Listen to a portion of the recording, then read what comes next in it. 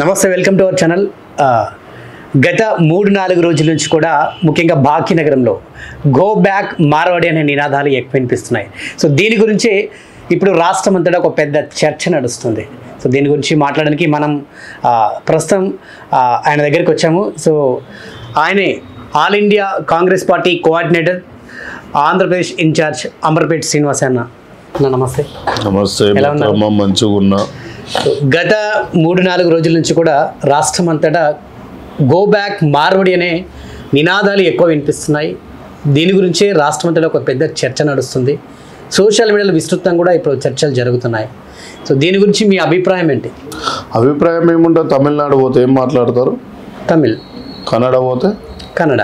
మలయాళం పోతే మలయాళం. మరి తెలంగాణకు వచ్చే వాడు హిందీ మాట్లాడితే మనల్ని బేగం బజార్ పోయినా రాణిగంజ్ పోయినా మన తెలుగు బిడ్డని ఏమంటాడు తెలుసా?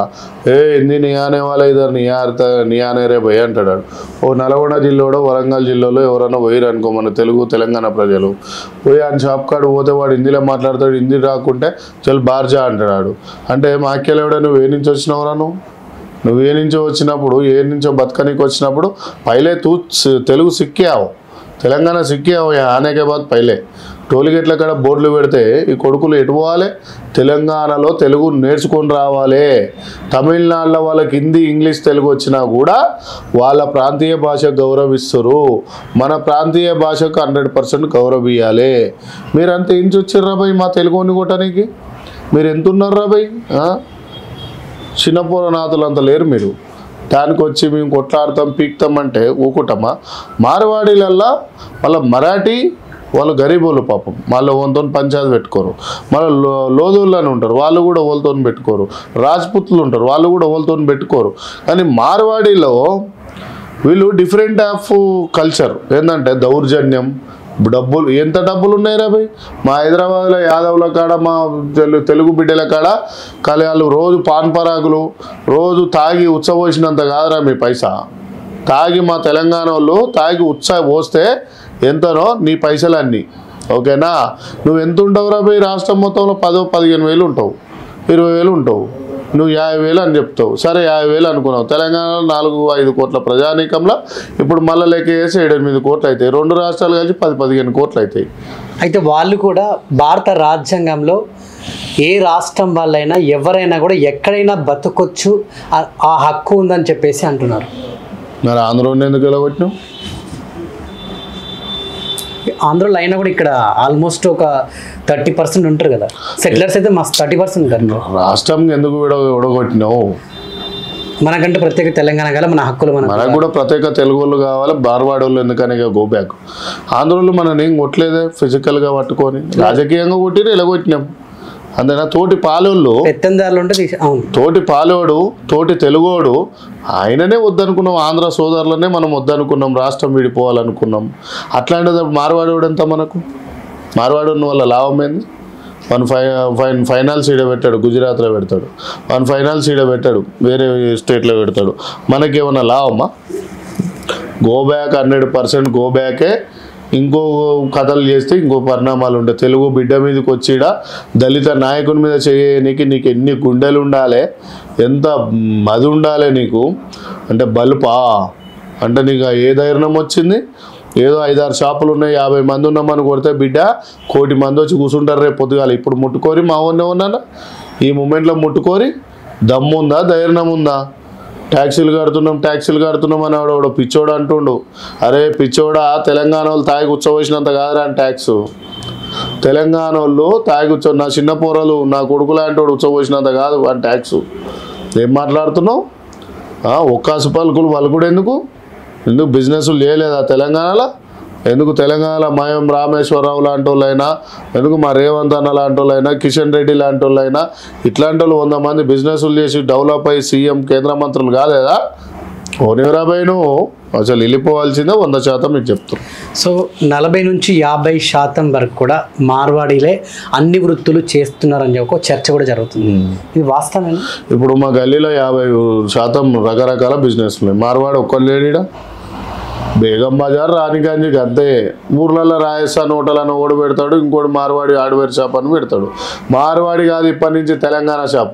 ఫస్ట్ ఒక అంశం మాట్లాడతా. తెలంగాణ వాదిగా, ఒక తెలుగుని బిడ్డగా, ఆంధ్రవాదిగా, ఆంధ్రోని బిడ్డగా, మనమంతా ఒక తెలుగులో బిడ్డగా నేను ఒకటి చెప్తున్నా. ఆంధ్ర తెలంగాణ మన సోదరులకు అందరికీ అన్నదమ్ముల్లాగా ఉండి విడిపోయిన వాళ్ళం కాబట్టి ఇప్పుడు కలుగాలి ఇలా విషయంలో. ఆంధ్ర తెలంగాణలో మనకి ఏమాత్రం మనకు బుద్ధి ఉంటే సప్పుడంటే ఆయన షాప్కు ఓడు బంద్ చేసాడు, ఆయన షాప్ కాడ మెటీరియల్ కొనుడు బంద్ చేస్తే వాడు ఆటోమేటిక్గా వస్తాడా? బేగం బజార్లో వాళ్ళు 50 షాపులు ఉన్నాయనుకో, మనోళ్ళే ఉన్నాయనుకో, 100 షాపులు మన షాపులలోకి వచ్చి కొనరాళ్ళంతా వస్తువు లేకుంటే వానుకోదాంలోకి వెళ్ళేది తెస్తాడు వాడు. అంటే మన బుద్ధి మనకేడా? ఇవాళ వానికి కిరాణా షాప్ నడవలేదు అనుకో, వాడు బంద్ చేసుకొని పోతాడు కదా. బంద్ చేసుకొని పోయి కొట్టకుండా తిట్టకుండానే మనం ఉద్యమం చేయాలి, కొనుడే బంద్ చేయాలి, అంతే కదా. మన మహారాష్ట్రలో ఒకటి జరిగింది. అంబానీ ఓ ఏనుగు ఊర్లో మంచిగా తిరుగుతుంటే మనుషులతో మాట్లాడుతుందో అలో ఇస్తుంది. ఇష్యూ మీకు తెలుసో లేదో. అయితే అంబానీ ఏం చేసిండు, జిల్లా కోర్టులో ఓడిపోయిండు. కలెక్టర్ సుప్రీంకోర్టు పోయి ఆ ఏనుగు కావాలని కొట్లాడి ఫారెస్ట్ డిపార్ట్మెంట్ పైసలు పెట్టి ఒప్పిస్తే మహారాష్ట్రలో 5 లక్షల మంది ఎమ్మటే వితిన్ సెకండ్ల జీవో సిమ్ములు తీసేసి రోడ్డు మీదకి వచ్చి ధర్నాలు చేసి ఓపించారు గవర్నమెంట్ని. ఏమిటికి? ఒక ఏనుగు కోసమే ఇలా మన మనిషిని కొట్టిరు. మనం ఎందుకు ఉండనియాలి ఇలాని? ఎవడీడు? ఫస్ట్ తెలంగాణలో తెలుగు నేర్చుకుంటే బిడ్డ ఈడ ఉండాలి, ఆ రూల్ తీసుకురావాలి. తెలుగే నేర్చుకొని మాట్లాడాలి. ఈడ రాష్ట్రం దాటితే హిందీ మాట్లాడు, దేశం దాటితే ఇంగ్లీష్ మాట్లాడు. ఈడ బతికిన రోజులు హిందీ తెలుగు మాత్రమే మాట్లాడు ఇక్కడ ప్రాంతీయ భాష అని చెప్తున్నా. సో ఇప్పుడు అంటే అది రాజ్యాంగంలో రాసి పెట్టుందా తెలుగు మాట్లాడాలని చెప్పేసి అంటున్నారు. అంటే రాజ్యాంగంలో అన్ని రాసినాయని అమలు ఏమైతలేవు ఈడ. ఓకే, దేశంలో ఎన్నో ఉన్నాయి. నరేంద్ర మోడీ గారికి కూడా తెలుసు. 100%లో 10% కూడా చేయరే నాయకుడు. ఆ నాయకులు లేనప్పుడు ఏమైపోతుంది అంటే 90% మింగుడే ఉంటుంది. సో రాజ్యాంగంలో అన్ని అమలైతే నేను ఇట్లా కూర్చోము, ఎవరి పని వాళ్ళు చేసుకొని తిరుగుతాం. ప్రశ్నించేటోడు ఉండడు, అప్పుడు ఉద్యోగాలు చేసుకుంటే ఉంటుంది. గో బ్యాక్ మార్వడి అనే చర్చ జరుగుతున్న క్రమంలో బీజేపీకి సంబంధించిన కొందరు నాయకులు, ఇటు బండి సంజయ్ గారు కావచ్చు, అటు మాధవీలత గారు కావచ్చు, రోహిణ్యాలు ఎంతో అంటే 1000 మంది ఓల్డ్ సిటీలో ఉన్నారు. వాళ్ళని తీసుకొచ్చి ఎంఐఎం పార్టీ సపోర్ట్ చేస్తుంది. వాళ్ళని వెళ్ళగొట్టాలని కానీ ఇటు మార్వాడీలు గో బ్యాక్ అనేది కరెక్ట్ కాదు. భారతదేశం మనకు స్వేచ్ఛనిచ్చింది, ఒక హక్కునిచ్చింది. ఎవరైనా ఎక్కడైనా ఉండొచ్చు. ఎక్కడో ఈ రోహిణ్యాలను తీసుకొచ్చి ఇక్కడ ఓల్డ్ సిటీలో పెట్టుకొని ఈ దందాలు నడిపిస్తున్నారు. వాళ్ళను బయటకు వెళ్ళగొట్టకుండా మార్వాడీలు గో బ్యాక్ అనడం కరెక్ట్ కాదని చెప్పేసి మాధవీలత గారు కూడా మాట్లాడారు. రోహిణ్యాలు అంటే తీవ్రవాద సంస్థకు సంబంధించిన వాళ్ళని ఎంఐఎం పార్టీ సాత్తుంది అంటారు. కేంద్రంలో కేంద్ర ఇంటర్పోల్ ఎన్ఐ అనే డిపార్ట్మెంట్లో ఎవరు మాట ఉంటాయి? కేంద్రం. రాష్ట్రం ఎంత దాని ముందడ? చిన్నది. రాష్ట్ర గవర్నమెంట్ కేంద్ర గవర్నమెంట్ తలుచుకుంటే ఇవ్వవలసిందిగా పర్మిషన్. మరి రేవంత్ రెడ్డి 100% ఇస్తాడు.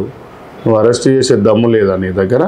11 ఏళ్ళు గవర్నమెంట్ నడిపిస్తున్నావు, ఇప్పుడు 11వ సంవత్సరం అనుకుంటా. గాడిద పనులు చదువుతుందా నీ బీజేపీ గవర్నమెంట్ కేంద్రంలో? గాడిద పనులు చదువుతుందా కేంద్రంలో?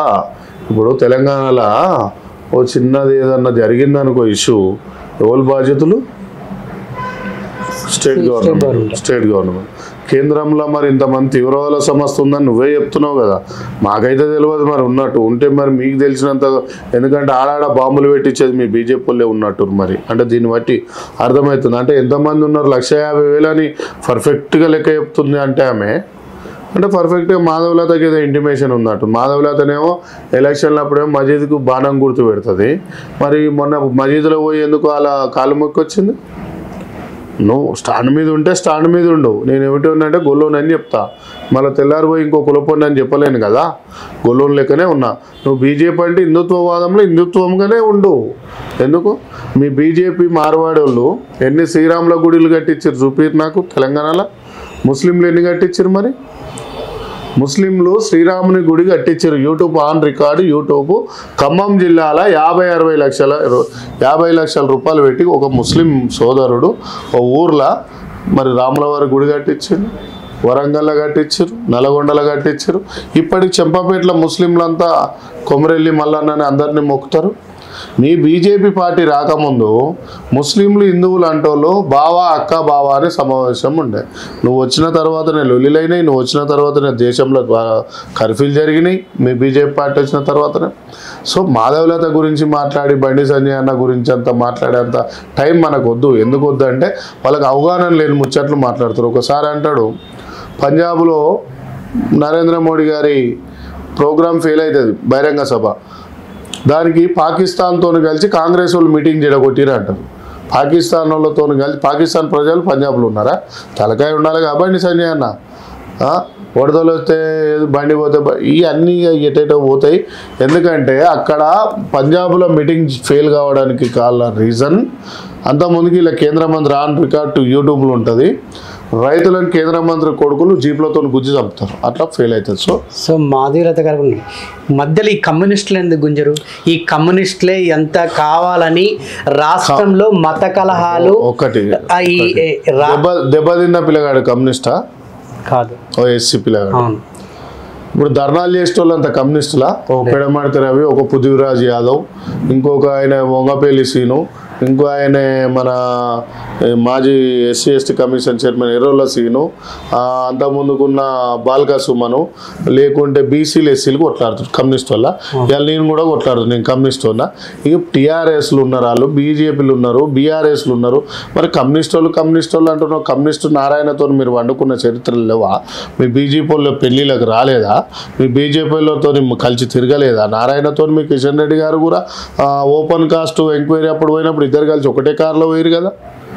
మరి అక్కడ లేని చెడు ఇక్కడ ఎట్లా వచ్చింది?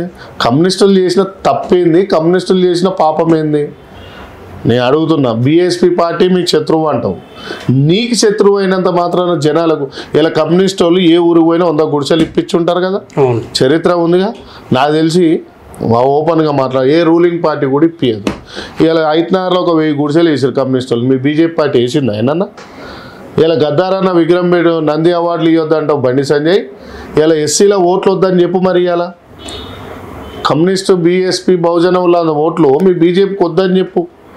మీకు అంత కమ్యూనిస్ట్ వాళ్ళ మీద కోపం, వీళ్ళ మీద కోపం అయితే ఎందుకు పోతున్నావు? మరి నీ బీజేపీలో మైనార్టీ సెల్ డిపార్ట్మెంట్ తీసేసి మైనార్టీ సెల్ డిపార్ట్మెంట్ ఎందుకు పెట్టినావు నీ దాంట్లో?